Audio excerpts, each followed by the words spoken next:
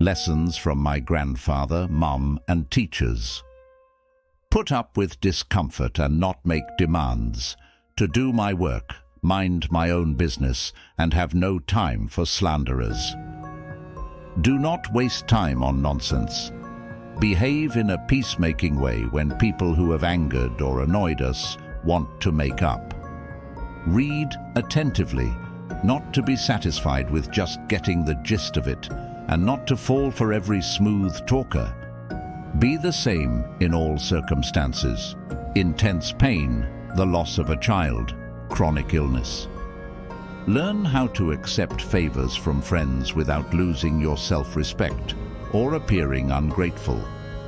Do not constantly correct people, and in particular not jump on them whenever they make an error of usage or a grammatical mistake or mispronounce something, but just answer their question or add another example or debate the issue itself, not their phrasing, or make some other contribution to the discussion and insert the right expression unobtrusively. Recognize the malice, cunning, and hypocrisy that power produces, and the peculiar ruthlessness often shown by people from good families.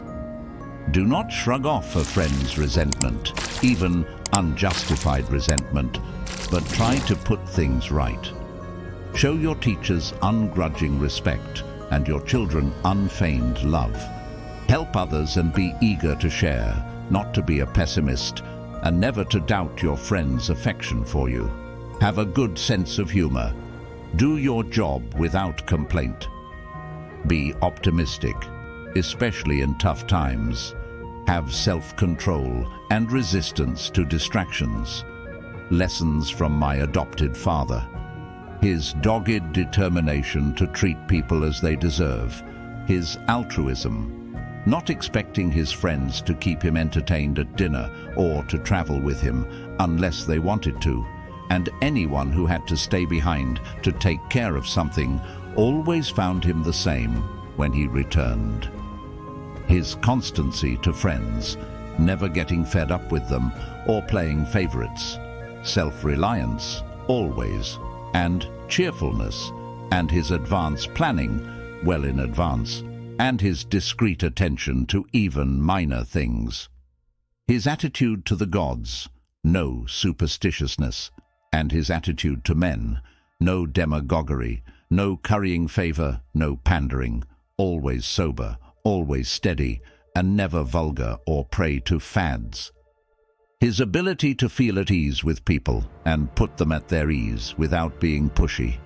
His willingness to take adequate care of himself. Not a hypochondriac or obsessed with his appearance, but not ignoring things either, with the result that he hardly ever needed medical attention or drugs or any salve or ointment. His willingness to yield the floor to experts in oratory, law, psychology, whatever, and to support them energetically so that each could fulfill his potential. Not prone to go off on tangents or pulled in all directions, but sticking with the same old places and the same old things. No bathing at strange hours, no self-indulgent building projects, no concern for food or the cut and color of his clothes, or having attractive slaves. He never showed rudeness, lost control of himself, or turned violent. No one ever saw him sweat.